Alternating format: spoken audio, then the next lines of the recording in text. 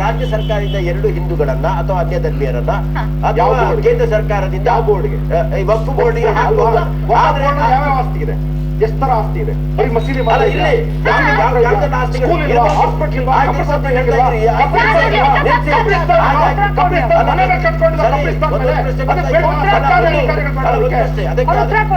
ಮೈಲಾಗಿ ಇದೇ ವಕ್ಫ್ ಬೋರ್ಡ್ಗೆ ಯಾವುದೇ ಹಿಂದೂಗಳು ವಕ್ಫ್ ಮಾಡುವ ಹಾಗೆ ಇಲ್ಲ. ಅದು ಮಾಡಿದ್ರೆ ಏನ್ ತೊಂದ್ರೆ?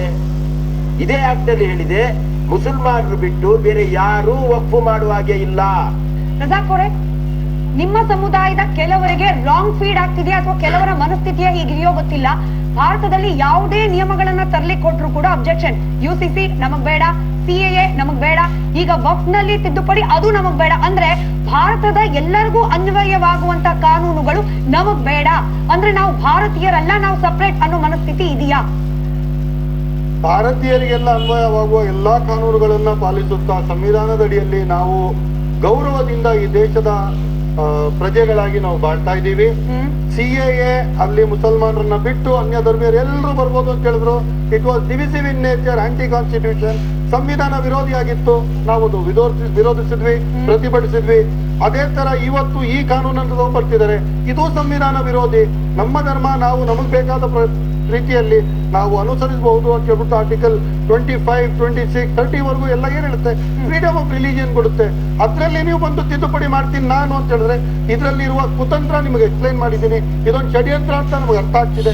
ಇವತ್ತು ಖಾಲಿದ್ ಸೈಫುಲ್ಲಾ ರೆಹಮಾನಿ ಸಾಹೇಬ್ರು all India Muslim personal law ಬೋರ್ಡಿನ ಪ್ರೆಸಿಡೆಂಟ್ ಆಗಿರ್ಲಿ, ಇಲ್ಲ ಜಮಿಯತ್ ಉಲ್ಮಾ ಹಿಂದಿನ ಪ್ರೆಸಿಡೆಂಟ್ ಮಹಮೂದ್ ಮದನಿ ಅವರಾಗಿರ್ಲಿ, ಇವರೆಲ್ಲರ ಸ್ಟ್ಯಾಂಡ್ ಏನಿದೆ ಅಂತ ಹೇಳಿದ್ರೆ ಇದು ಮುಸ್ಲಿಂ ವಿರೋಧಿ ಆಗಿದೆ ಅಂತ. ನಾವ್ ಹೇಳಕ್ಕಿಂತ ಜಾಸ್ತಿ ಈ ನಮ್ಮ ದೇಶದ ಮುಸ್ಲಿಂ ಪರ್ಸನಲ್ ಲಾ ಬೋರ್ಡಿನ ಅಧ್ಯಕ್ಷರು, ಜಮಿಯತುಲ್ ಉಲ್ಮಾ ಹಿಂದಿನ ಅಧ್ಯಕ್ಷರು ಇವರೇ ಹೇಳ್ತಿದ್ದಾರೆ ಇದು ಮುಸ್ಲಿಂ ವಿರೋಧಿ ಅಂತ. ಇದ್ರ ಹಿಂದೆ ಥಿಂಕ್ ಟ್ಯಾಂಕ್ ನಾವು ಇದ್ರ ಬಗ್ಗೆ ಚರ್ಚೆ ಮಾಡಿದೀವಿ. ಇದು ಮುಸ್ಲಿಂ ವಿರೋಧಿ ಆಗಿರೋದ್ರಿಂದ ಇದನ್ನ ನಾವು ತೀವ್ರವಾಗಿ ಇದನ್ನ ವಿರೋಧಿಸ್ತೀವಿ, ಪ್ರತಿಭಟಿಸ್ತೀವಿ. ಇದನ್ನ ನಾವು ಸುಪ್ರೀಂ ಕೋರ್ಟ್ ಅಲ್ಲೂ ಚಾಲೆಂಜ್ ಮಾಡೇ ಮಾಡ್ತೀವಿ. ಮುಸಲ್ಮಾನ ಸಮಾಜ ಕೆಲವರು ಜಮಾತ್ಸು, ಉಲ್ಮಾಸು, ಕೆಲವು ಲೀಡರ್ಗಳ ಕೈಯಲ್ಲಿ ಯಾವತ್ತರೆಗೂ ಸಿಕ್ಕಾಕೊಂಡಿರುತ್ತೋ ಅಲ್ಲಿವರೆಗೂ ಸಹ ಟ್ರಿಪಲ್ ತಲಾಕ್ ಅಂತ ಒಂದು ಒಳ್ಳೆ ಕಾನೂನಿಗೂ ಸಹ ವಿರೋಧ ವ್ಯಕ್ತಪಡಿಸ್ತಕ್ಕಂಥವ್ರು ಇರ್ತಾರೆ. ಆದ್ರೆ ನಾವ್ ಹೇಳ್ತಕ್ಕಂಥದ್ದು ಏನು ಅಂದ್ರೆ, ಕಟ್ಟ ಕಡೆಯ ಮುಸಲ್ಮಾನ ಯಾರಿವತ್ತು ಶ್ರಮಿಕ ಜೀವಿ ಇದ್ದಾನೆ, ಯಾರು ಭಾರತಕ್ಕೋಸ್ಕರವಾಗಿ ಪ್ರತಿದಿನ ತನ್ನ ಬೆವರನ್ನು ಸುರಿಸ್ತಾ ಇದ್ದಾನೆ, ಅಂತ ಮುಸಲ್ಮಾನ ಅಭಿವೃದ್ಧಿ ಆಗ್ಬೇಕು ಅಂತಂದ್ರೆ ಈ ನೆಲದ ಕಾನೂನು, ಕಾನ್ಸ್ಟಿಟ್ಯೂಷನ್ ಏನಿದೆ ಆತನಿಗೆ ಕಟ್ಟ ಕಡೆಯಾಗಿ ತಲುಪಬೇಕು ಅಂತಂದ್ರೆ ಈ ಒಂದೇ ಕಾನೂನಲ್ಲ, UCC ಒಂದೇ ಅಲ್ಲ, ಎಲ್ಲಾ ಕಾನೂನುಗಳು ಸಹ ಅವ್ರು ಪ್ರತಿಪಾಲಿಸಬೇಕು, ಭಾರತೀಯರಾಗಿರ್ಬೇಕು ಅಂದ್ರೆ ಇದೂ ಸಹ ಮಸ್ಟು. ಮತ್ತು ನನ್ನ ಮುಸಲ್ಮಾನ ಹೆಣ್ಮಕ್ಳಿಗೆ ನ್ಯಾಯ ಒದಗಿಸ್ತಿರ್ತಕ್ಕಂಥ ಅನೇಕ ಕಾನೂನುಗಳನ್ನ ಪ್ರತಿಪಾದಿಸಬೇಕು ಮತ್ತು ಲಾಗು ಮಾಡಿಸ್ಬೇಕು. ಮಜೀದ್ ಅವರೇ 10ರಿಂದ 20 ಸೆಕೆಂಡ್ ಅಷ್ಟೇ.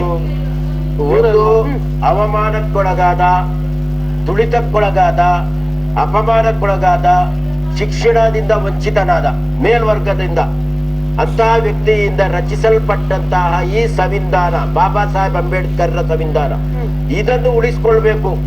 ಧರ್ಮ ನಿರಪೇಕ್ಷತ, ಸರ್ವೇ ಜನ ಸುಖಿನೋ ಭವಂತು ಅದಾಗಿರ್ತದೆ ಈ ಸಂವಿಧಾನ. ಈ ಸಂವಿಧಾನವನ್ನೇ ಇವರು ಬುಡಮೇಲುಗೊಳಿಸಲಿಕ್ಕೆ ಹೊರಟ್ರೆ ಅದಕ್ಕೆ ನಮ್ದು ವಿರೋಧ ಇದೆ. ಆ ಒಂದು ದಿಟ್ಟಿನಲ್ಲಿ ಇವತ್ತು ಈ ಒಂದು ಕಾನೂನನ್ನು ಏನ್ ತರ್ತಾ ಇದ್ದಾರ, ಇದು ಒಂದು ಸಮುದಾಯವನ್ನ ಗುರಿ ಮಾಡಿಟ್ಟುಕೊಂಡು ಕೇವಲ ಒಂದು ಧರ್ಮ, ಒಂದು ಧರ್ಮೀಯರನ್ನ ಡಿವೈಡ್ ಮಾಡ್ಲಿಕ್ಕೆ ಆಯ್ತು. Time up.